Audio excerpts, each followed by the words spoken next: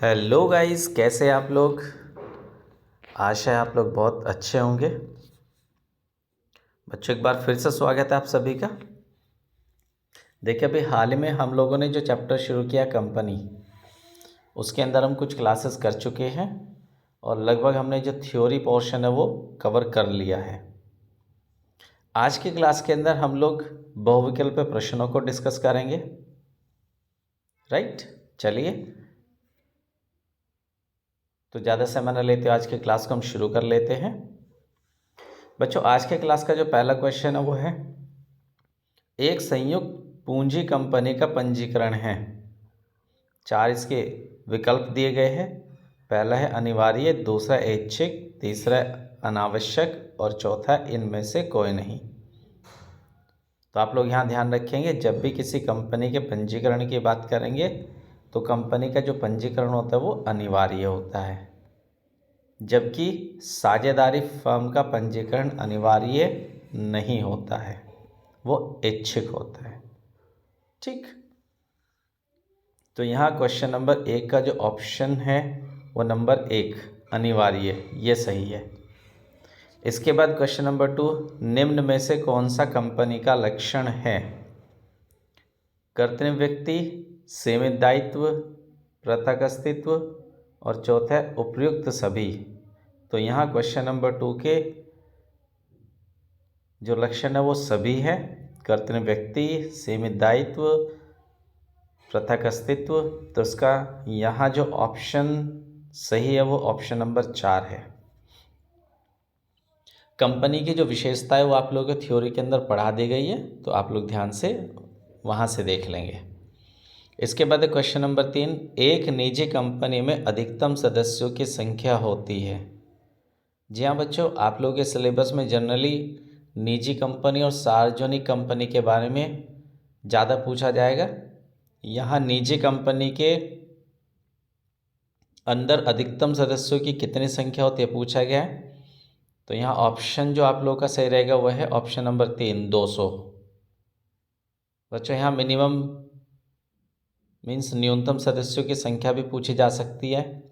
तो याद रखिएगा, निजी कंपनी में न्यूनतम सदस्यों की संख्या 2 होती है और अधिकतम सदस्यों की संख्या 200 होती है।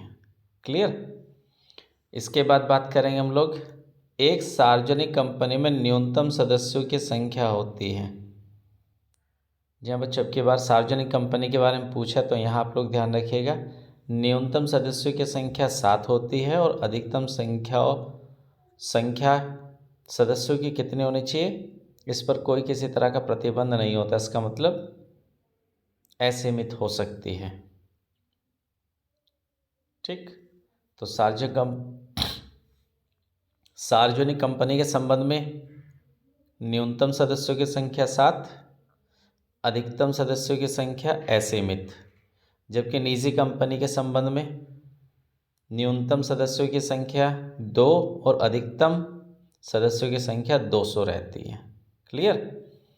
तो क्वेश्चन नंबर 4 में जो ऑप्शन है हमारा ऑप्शन नंबर 3 सही है। इसके बाद क्वेश्चन नंबर 5, कौन सी कंपनी अपने अंश और ऋण पत्रों को क्रय करने के लिए जनता को आमंत्रित नहीं करती। अब वो कंपनी होते हैं निजी कंपनी। तो इसका क्वेश्चन नंबर 5 का जो सही ऑप्शन है वो ऑप्शन नंबर 3 है, निजी कंपनी। जी हाँ बच्चों, निजी कंपनी अपने अंश और ऋण पत्रों को क्रय करने के लिए जनता को आमंत्रित नहीं करती। राइट। इसके बाद क्वेश्चन नंबर 6, निजी कंपनी में निदेशकों की न्यूनतम संख्या होती है। बच्चों देखिए, यहाँ सिलेबस में हम लोग 3 प्रकार के कंपनी पढ़ते हैं। पहला है 1 पर्सन कंपनी, एक व्यक्ति कंपनी, दूसरे निजी कंपनी प्राइवेट, और तीसरे सार्वजनिक जिसको पब्लिक कहते हैं हम लोग, पब्लिक कंपनी। हम लोग अगर यहाँ न्यूनतम निदेशकों की बात करें तो 1 पर्सन कंपनी में 1 निदेशक, निजी कंपनी में 2 निदेशक और पब्लिक कंपनी के अंदर 3 निदेशक होते हैं। राइट। एक बार फिर से, न्यूनतम निदेशकों की संख्या की यदि बात आप लोगों से की जाए तो 1 पर्सन कंपनी के अंदर 1 होता है न्यूनतम, निजी कंपनी में 2 न्यूनतम और पब्लिक कंपनी के अंदर 3 न्यूनतम निदेशक होते हैं। और यदि हम अधिकतम निदेशकों की बात करें तो तीनों ही कंपनी में अधिकतम निदेशकों की संख्या 15 रहती है। आई होप आप लोगों को सब बातें अच्छे से क्लियर हुई होगी। चलिए अब हम लोग आगे बढ़ते हैं। जी हाँ बच्चों, आगे जो क्वेश्चन नंबर 7 है वो है सरकारी कंपनियां वह कहलाती है जिनका सरकार के पास अंश होता है। यहाँ ऑप्शन नंबर आप लोगों का सेकंड सही रहेगा, 50% से अधिक। नेक्स्ट क्वेश्चन नंबर 8, सार्वजनिक कंपनी की न्यूनतम चुकता अंश पूंजी निर्धारित है। बच्चों यहाँ ध्यान रखने वाली बात है, सार्वजनिक कंपनी की यदि न्यूनतम चुकता पूंजी की बात की जाए तो ये होती है 5 लाख। तो यहाँ ऑप्शन नंबर 2 सही है। जबकि निजी कंपनी की यदि न्यूनतम चुकता पूंजी पूछे जाए तो वो होती है 1 लाख। क्लियर?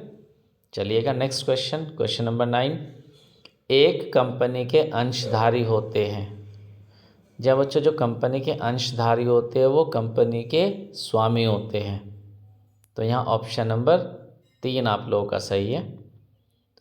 नेक्स्ट है क्वेश्चन नंबर 10, अंशों का निर्गमन किया जा सकता है। ऑप्शन है सममूल्य, अधिमूल्य। ऑप्शन नंबर 3 है पहला या दूसरा दोनों पर, इनमें से कोई नहीं। तो यहाँ ध्यान रखने वाली बात होगी, अंशों का जो निर्गमन है हम लोग सममूल्य पर कर सकते हैं और अधिमूल्य पर कर सकते हैं। मीन्स यहाँ ऑप्शन नंबर 3 सही है, सममूल्य पर भी और अधिमूल्य पर भी। हाँ बच्चों, अब हम लोग अंशों का निर्गमन कटौती पर नहीं करते, डिस्काउंट पर नहीं करते। कौन सी धारा प्रतिबंधित करती है?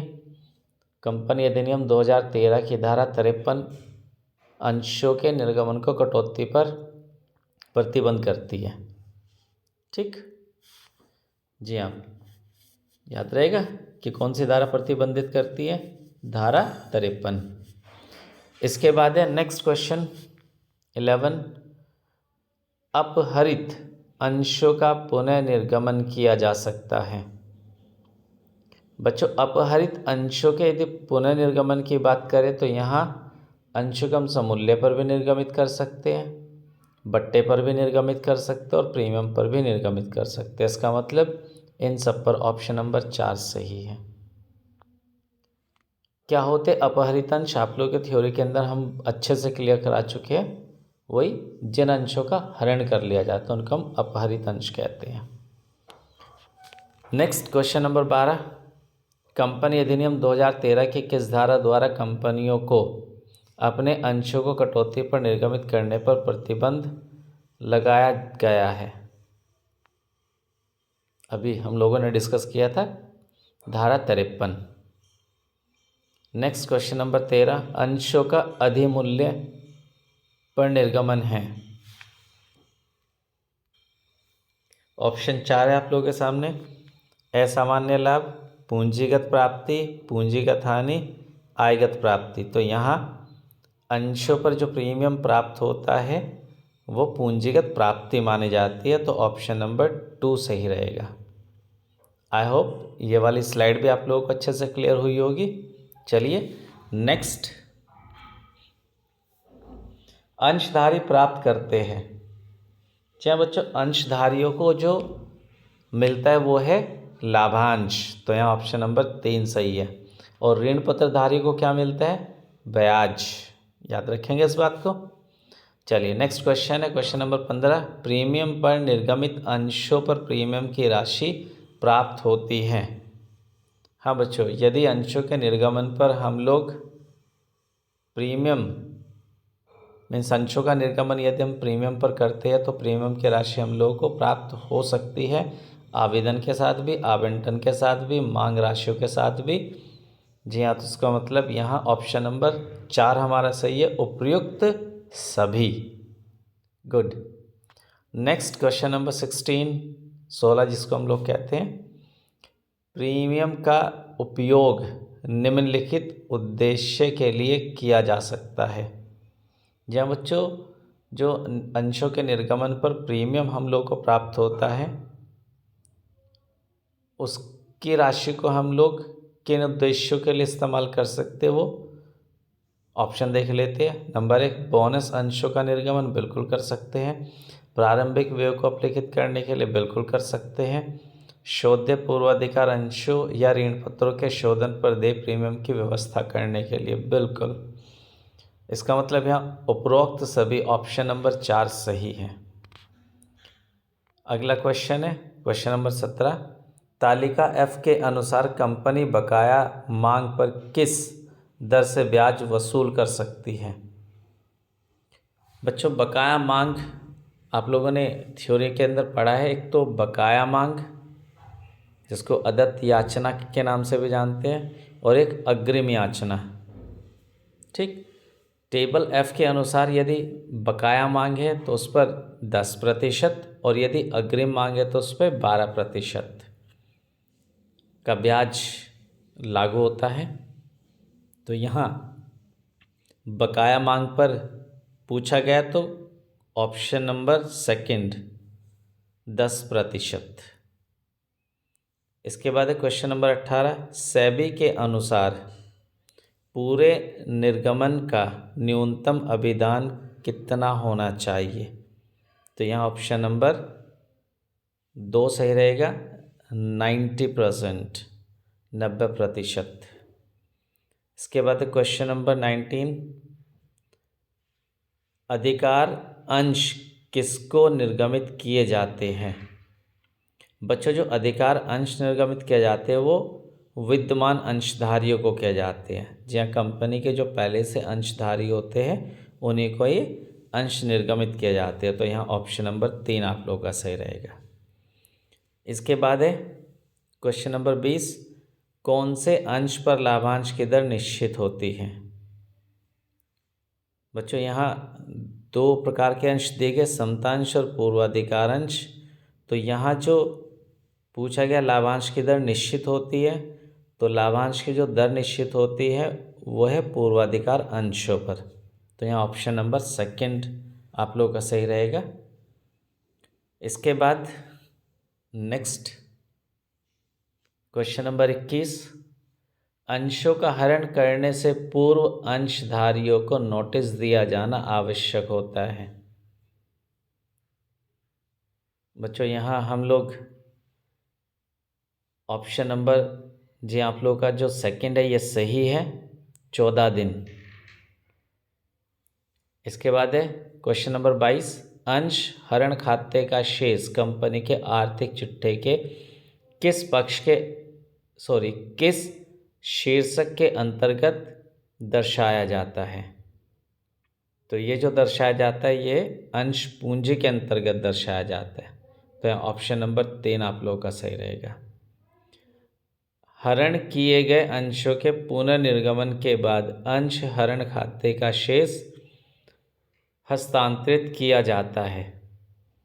बच्चों, अंशों के हरण पर जो भी लाभ हम लोगों को होता है वो पूंजीगत होता है, इसलिए इसको पूंजीगत संचय में हस्तांतरित कर दिया जाता है। तो यहाँ ऑप्शन नंबर सेकंड आप लोगों का सही रहेगा। इसके बाद है क्वेश्चन नंबर 24, कंपनी की अधिकृत पूंजी का आशय है। देखिए, हम लोग थ्योरी वाली क्लासेस के अंदर जो अंश पूंजी उसके प्रकार पढ़ चुके हैं, तो आप लोग वहाँ से आप लोग एक बार पढ़ लीजिएगा। तो यहाँ पूछा गया अधिकृत पूंजी के बारे में।